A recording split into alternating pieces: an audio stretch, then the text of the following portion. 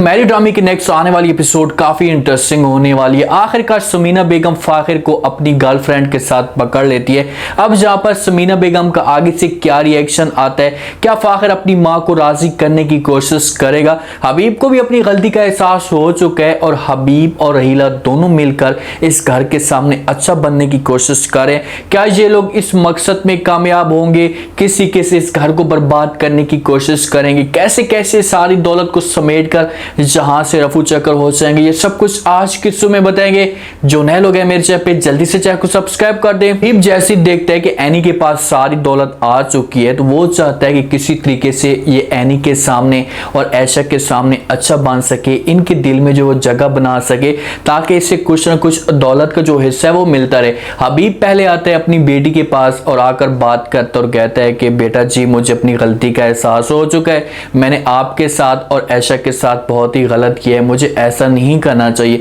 बस आप लोग जो मुझे माफ कर दें, एक चांस मुझे दे दें। एनी बेचारी बच्ची है और सामने वालिद खड़ा है और माफी मांग रहे, तो एनी को इस बात पे एहसास हो जाता है और अपने वालिद को कहती कि पापा जान मैं आपसे नाराज नहीं हूं, आप बस जाएं और मम्मा से जाकर माफी मांगे। अगर आपको माँ माफ कर देती है तो मुझे किसी किस्म का कोई इतराज नहीं होगा, मैं भी आपको माफ कर दूंगी। तो हबीब इस मामले पे थोड़ा सा खुश होता है, उसे थोड़ी सी उम्मीद मिल जाती है और हबीब एनी को ये भी कहते हैं कि आप भी जाकर एक दफा माँ के साथ बात करें। तो एनी आती है और अपनी माँ के साथ सबसे पहले अगर बात करती है और कहती कि माँ जी अबू जी मेरे पास आए थे और उसने आकर मुझसे माफी मांगी और कहा कि मुझे इस बात का एहसास हो चुका है और मैं दोबारा इस किस्म की हरकत नहीं करूंगा, आप भी जो उसे माफ कर दें। एनी जब ये बात अपनी माँ के सामने करती है तो ऐशा आगे से जवाब देती है, क्योंकि एनी तो एक समझो कि छोटे से माइंड की तरफ से बात कर रही होती है, लेकिन आगे से ऐशा कहती कि बेटा मैं उसे 18-20 साल से जानती हूँ, हम दोनों की एक साथ शादी हो चुकी थी, तो उस दिन से मैं इसकी हरकतों से वाकिफ थी,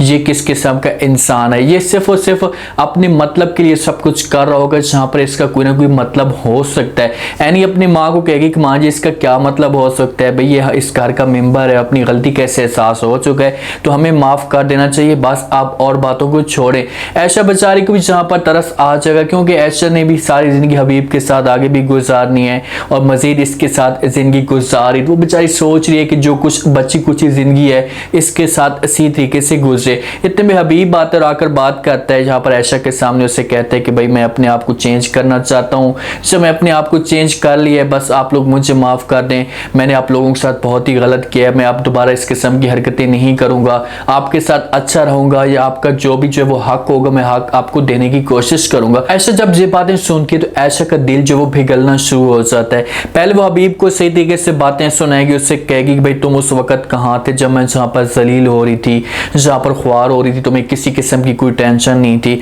अब जहाँ पर तुम्हें अपनी गलती का एहसास हो चुका है सच सच बताओ कि तुम आखिरकार चाहते क्या हो। तो हबीब आगे से जो ऐशा को कहेगा कि मैं ऐसा कुछ भी नहीं चाहता, भाई मेरे इस घर में बच्चे रहते हैं, मेरी बीवी हो तुम, मेरा हक बनता है, मैं भटक चुका था तो अब मैं अपने आप को चेंज करना चाहता हूँ, तो इसमें कोई गलत बात नहीं है। तो ऐसा कह दी कि ठीक है भाई हम आप लोग को माफ कर देते हैं, आप इस घर में सुकून के साथ रहें, आपके साथ ऐसा हम अपने आप को सेट करने की कोशिश भी करेंगे। हबीब जब ऐशा की ज़बान से ये अल्फाज सुनेगा तो हबीब अंदर से बड़ा खुश हो जाएगा, क्योंकि उसकी मंजिल यही थी, वो चाहता था कि मैं किसी तरीके से एनी के साथ अपने आप को सेट रखूं, उसके बाद ऐशा के साथ अपने आप को सेट रखूं और उसके बाद एनी की जितनी भी दौलत है उसको अपनी मुट्ठी में करने की कोशिश करूं। हबीब का सिर्फ और सिर्फ मकसद ही यही है, ये रहीला के साथ मिलकर प्लान तैयार करता है और ये किसी तरीके से इस घर को बर्बाद करने की कोशिश करते हैं। जब हबीब इस तरह की हरकतें कर रहा होता है तो आगे से समीना इसकी हरकतों को जो वो जान लेती है, इसकी हरकतों को पकड़ लेती है, इसके पास आती है और कहती है कि भाई कोई भी इंसान वो घर में हमेशा एक साथ रहते हो, साथ खाते पीते हो, एक साथ उठते बैठते हो, जब एक इंसान लापरवाही कर रहा हो तो दूसरा इंसान जो है उसकी इस हरकतों को नोट कर लेता है।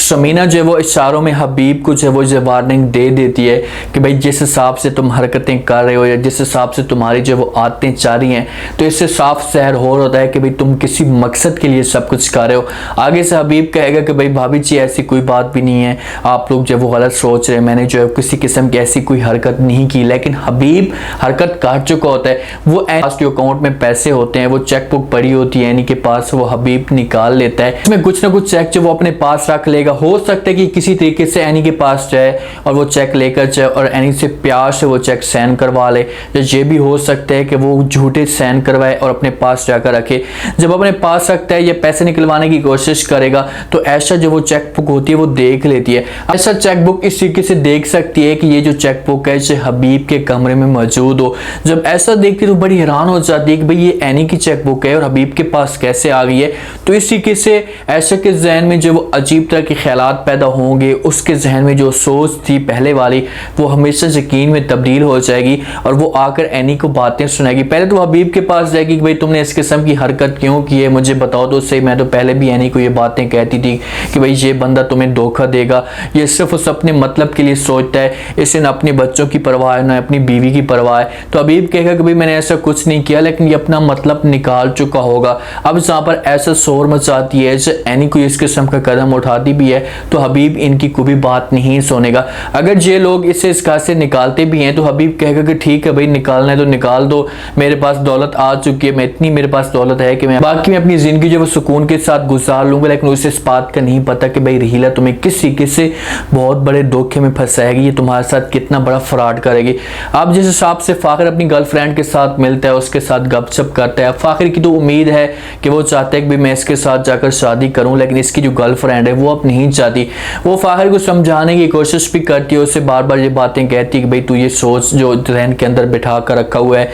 ये सोच को निकाल दो, तुम्हें चाहिए कि तुम अपने आप को एनी के साथ एडजस्ट करो, उसके साथ इसी तरीके से रहो ताकि एनी के दिल में जो शक है, जो उसके जहन में जो परेशानियां चाह रही हैं वो हमेशा के लिए ख़त्म हो जाए। फाखिर ये बातें सुनता है तो फाखिर को गुस्सा आ जाता है कि भाई इतना मैं सब कुछ इसके लिए कर रहा हूँ, इसे किसी किस्म की कोई टेंशन नहीं है, इसे कम से कम कोई परेशानी तो होनी चाहिए। लेकिन आगे जो गर्लफ्रेंड है वो फाखिर को ठीक कह रही है, उससे मना कर रही है कि भाई तुम्हारी बच्ची है, तुम्हारी बीवी है, और अगर तुमने मेरे साथ शादी कर ली तो उस बच्ची का क्या होगा या उस बीवी का क्या होगा, वो तो बेचारी जो बर्बाद होकर रह जाएगी। ये बातें जब एक दूसरे के साथ कर रहे होते हैं तो वहां पर समीना बेगम भी आ जाती है, और जब समीना फाखिर को देखेगी तो जहाँ पर समीना को बहुत ज़्यादा गुस्सा आ जाएगा कि भाई हाँ तू इसी वजह से मुझे झूठ बोलता है कि भाई मैं खेलने के लिए जा रहा हूँ, तू इसके साथ अपनी लाइफ को एंजॉय कर रहा है, अपने बिजनेस के ऊपर तवज्जो नहीं दे रहा। खूब तरीके से इसकी क्लास लेगी। आगे से फाखिर जब अपनी माँ को झूठ बोलने की कोशिश करेगा कि भाई किसी तरीके से जैसे काफ़ी अरसे के बाद मेरी इसके साथ मुलाकात हुई, ऐसा कुछ भी नहीं हुआ, लेकिन समीना को अब इस बात का पता चल जाएगा। समीना को तो पहले भी फाखिर के ऊपर शक था, उसे इस बात पे यकीन था कि भाई ये बंदा जो है वो किसी और के साथ चक्कर चला रहा है। आप फाखिर को प्यार से भी समझा सकती, उसे कह सकती कि बेटा तुम अब खुद देख लो, बार बार मना नहीं करूंगी, अगर तुम इस तरह की जो हरकतें करोगे तो इस तरीके से तुम्हारा जो है वो घर है वो बर्बाद हो सकता है, जब तुम्हारे घर को जो मुकम्मल तौर पर आग लग सकती है। तो फाखिर को यहाँ पर एहसास हो सकता है। अब देखना चाहिए कि हबीब क्या करता है, क्या वो पैसे निकलवा कर यहाँ से निकल जाता है या ये सब कुछ करने से पहले पहले ऐशा को इस बात का पता चल जाएगा। क्योंकि चेकबुक जब ऐशा के सामने आई है तो ऐशा ने आराम नहीं करना, उसने जो शोर मचा देना, और जब समीना बेगम को पता चलेगा तो इसी के से हबीब जो वो फंस भी सकता है। उम्मीद है आज का रिव्यू, आज का ये टीजर आप लोगों को पसंद आया होगा। आपने कमेंट सेक्शन में अपनी कीमती लाजमी दिन बनाया, आपको क्या लगता है क्या नेक्स्ट एपिसोड में जो वो ऐशा वाले जो वो हबीब को पकड़ लेंगे, जिस हिसाब से जो वो ऐशा ने बातें की थी हबीब के ऊपर क्या वो सच साबित होंगी, इस बात पे क्या एनी को एहसास हो जाएगा। जैसे समीना ने फाखिर को देखा तो आगे से फाखिर का क्या रिएक्शन आता है, क्या अपनी माँ को जो वो राजी कर लेगा, ये लास्ट में बताने, और चैनल को लास्ट में सब्सक्राइब कर दें। अपना खास ख्याल करें, दुआ में याद रखें। मुझे दी इजाजत, अल्लाह हाफिज़।